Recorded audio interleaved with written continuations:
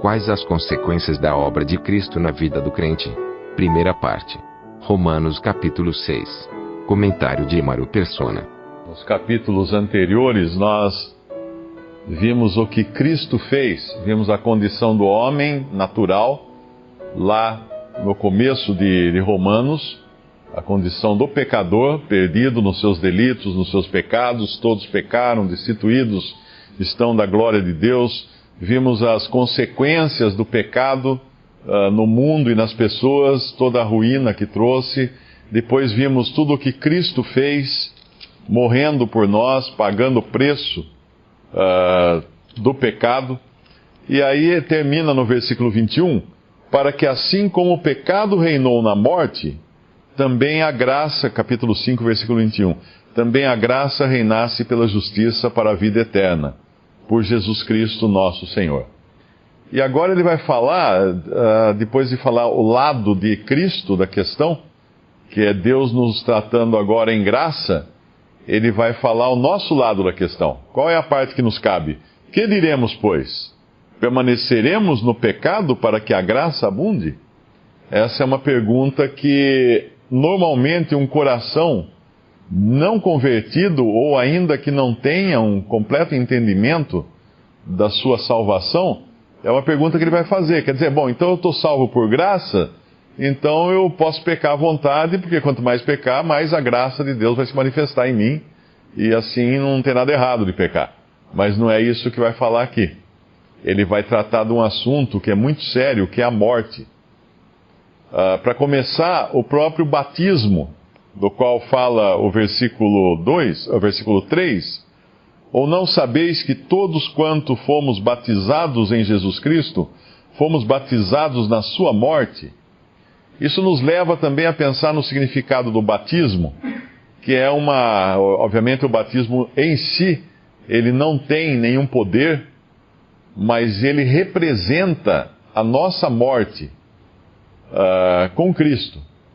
Quando os israelitas passaram pelo fundo do mar e saíram do outro lado, aquilo representava o batismo. Eles tinham entrado no lugar de extrema morte, tanto é que os egípcios tentam segui-los e morrem. Eles entraram no lugar que era impossível ao homem viver, no fundo do mar, e saem vivos do outro lado. Eles passaram pela morte. E esse é o significado do batismo também, quando nós passamos pela morte, simbolicamente no batismo, e saímos do outro lado agora, vivos para Deus. Obviamente o batismo não tem poder de fazer isso, é sempre bom lembrar, hein? Muitas religiões ficam discutindo se o batismo é por imersão, é por aspersão, é com pouca água, com muita água, com que idade se pode batizar a família ou batiza só um, se é antes da conversão, depois da conversão. A questão não é essa, a questão é o que significa o batismo, o que ele representa. E quando nós perguntamos o que ele representa, a questão nos remete a Cristo, porque o batismo em si não tem valor algum sozinho, não tem nada a ver, nada para nos ocuparmos com ele.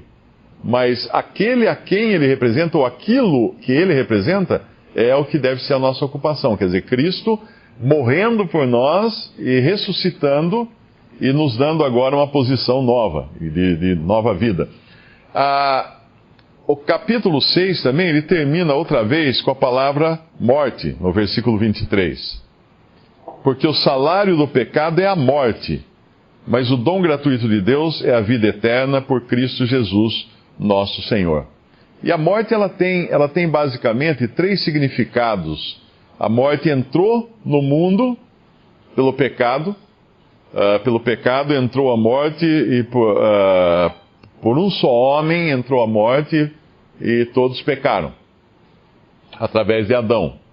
Obviamente a morte ali também é no sentido de separação de Deus, ou é espiritual também o sentido, não é? Que nós passamos a não ter mais vida em nós mesmos, separados de Deus por causa do pecado.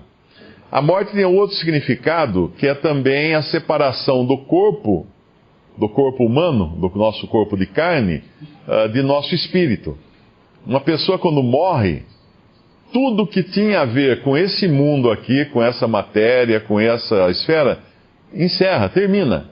Não tem mais nada, ela não tem mais ação nenhuma aqui nesta vida, esta vida não tem mais nenhuma influência nela, porque ela está morta, acabaram-se todas as coisas. Os seus planos terminaram, seus projetos acabaram, os seus relacionamentos terminam aqui, tudo acaba aqui com a morte. Então esse é o fim do homem. O primeiro sentido da morte, então, é a separação do homem por causa do pecado e a separação que causou do homem de Deus. Segundo significado, a separação entre a alma e o corpo, que acontece com a morte física. O terceiro significado é a segunda morte, que é aqueles que serão condenados eternamente, serão separados também eternamente de Deus. Não terão mais qualquer relação, qualquer coisa a ver com Deus. Ficarão em trevas exteriores por toda a eternidade sofrendo. Essa é a segunda morte. Mas existe agora um sentido de morte que é para o cristão, que é para o salvo por Cristo. Não que nós vamos ser condenados eternamente na segunda morte, de jeito nenhum. Não que nós vamos deixar de passar pela morte do corpo. Se Cristo não voltar antes, nós estamos sujeitos a morrer, separar nosso corpo da nossa alma. Porém, existe uma questão da morte naquilo que Cristo fez por nós, pelo crente. Ele foi na morte. Ele entrou na morte, que é o que vai falar no versículo... aqui é o versículo 6. Sabendo isso, que o nosso velho homem foi com ele crucificado, para que o corpo do pecado seja desfeito, para que não sirvamos mais ao pecado. Lá em Gálatas, por 5 vezes, vai falar que já vimos a Cristo como crucificado, ou morto, fomos crucificados com Cristo, estamos crucificados para o mundo, ou mortos para o mundo está crucificado para nós, ou morto para nós, e tem mais um significado lá que eu não me lembro qual é, mas eu sei que são 5 vezes é mencionada a morte em relação ao crente em Gálatas. E isso é possível porque Cristo foi na morte. Aquilo que só nós estávamos sujeitos, Ele se sujeitou. Era mais ou menos como se nós estivéssemos mortos ou perdidos num poço profundo, escuro, sem condições de sair, e aí o Senhor pega e faz o seguinte: eu vou descer lá naquele fundo do poço onde está o pecador. E ele desceu no fundo do poço, não que ele tenha pecado para ter feito isso, mas ele foi feito pecado por nós na cruz, e ali ele experimentou uma coisa que ele jamais teria experimentado de si mesmo, porque ele não tinha pecado, ele não podia morrer, mas ele entregou a sua vida, ele experimentou morte. Então Cristo foi até a morte por nós. E agora então, com tudo isso tendo acontecido, o crente tem esse aspecto da morte que o incrédulo não tem. O incrédulo está sujeito, está morto nos seus delitos e pecados, o incrédulo está sujeito a morrer, o seu corpo separado da sua alma, o incrédulo está sujeito à segunda morte e ficar eternamente separado de Deus pelo juízo eterno. Mas o crente, ele tem algo agora, podemos até chamar assim ao seu favor, né? Porque a morte para ele é também um instrumento agora para ele entender a posição em que o seu velho homem foi colocado, através da morte de Cristo, através da obra de Cristo. E aqui vai nos falar então, no versículo 4, que fala do batismo como um sepultamento, de sorte que fomos sepultados com ele pelo batismo da morte, para que, como Cristo ressuscitou dos mortos, pela glória do Pai, assim andemos nós também em novidade de vida. Porque se fomos plantados juntamente com ele, na semelhança da sua morte, também o seremos na da sua ressurreição. Então agora aqui ele vai falar dessa identificação do crente com Cristo em tudo que ele passou, tanto na sua morte como agora na sua ressurreição. Fomos identificados com ele na sua morte. Mas como nós poderíamos estar mortos e ao mesmo tempo estar vivos agora? Porque agora nós temos uma vida que não é mais a vida natural que nós herdamos de Adão. O crente tem uma vida que o incrédulo não tem. O crente tem a própria vida de Cristo, que é a vida eterna. Isso nós temos agora. Porém, por outro lado, nós temos a velha vida de Adão, ou velho homem, em nós ainda. Mas ele já foi condenado, como fala aqui. Fomos sepultados com ele pelo batismo da morte.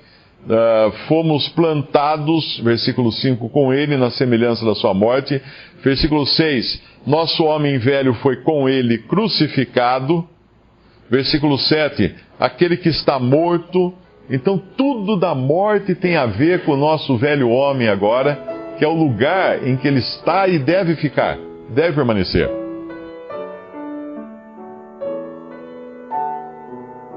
Visite Respondi.com.br. Visite também 3minutos.net.